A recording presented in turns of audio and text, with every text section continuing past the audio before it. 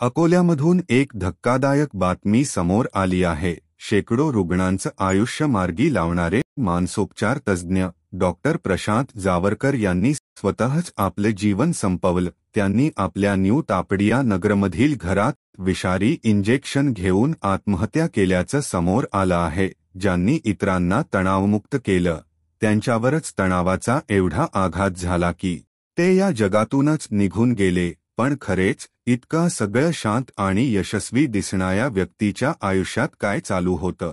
कोणता असा संघर्ष होता जो कोणीही ओळखू शकला नाही? डॉक्टर जावरकर यांचं आयुष्य वरून पाहता अत्यंत यशस्वी वाटायचं।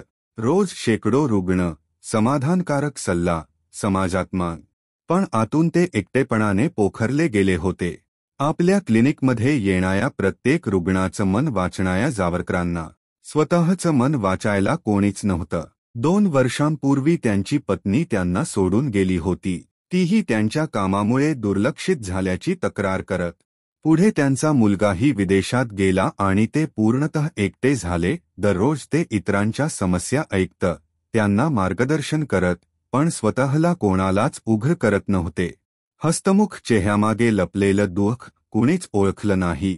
त्या दिवशी त्यांनीही आपल्या रुग्णांप्रमाणे स्वतःलाच प्रश्न विचारला होता, माझं अस्तित्व फक्त इतरांसाठी आहे का?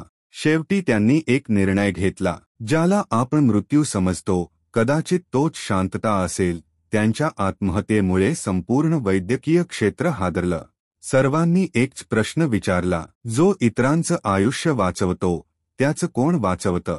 मानसिक आरोग्य ही केवळ रुग्णांची नव्हे, डॉक्टरांचीही गरज असते। प्रत्येक हसणाऱ्या चेहऱ्यामागे एक वेदना असते, ती जाणून घ्या। समाजाने डॉक्टरांना फक्त मदत करणारे यंत्र मानता, भावनाशील माणूस म्हणून समजून घ्यायला हवं, जे सतत इतरांचं समाधान शोधतात। त्यांच्यासाठी कोणीतरी कान आणि शांत आधार असावा। जर तुम्हाला असं वाटत असेल की कोणी तुमचं ऐकत नाही, तर खुलं बोलायला शिका। शब्द हेच तुमचं जीवन वाचवू शकतात। अशा वास्तव घटनांच्या पाठीमागचं गुपित सत्य जाणून घेण्यासाठी चॅनलला सबस्क्राईब करा आणि व्हिडिओ शेअर करा।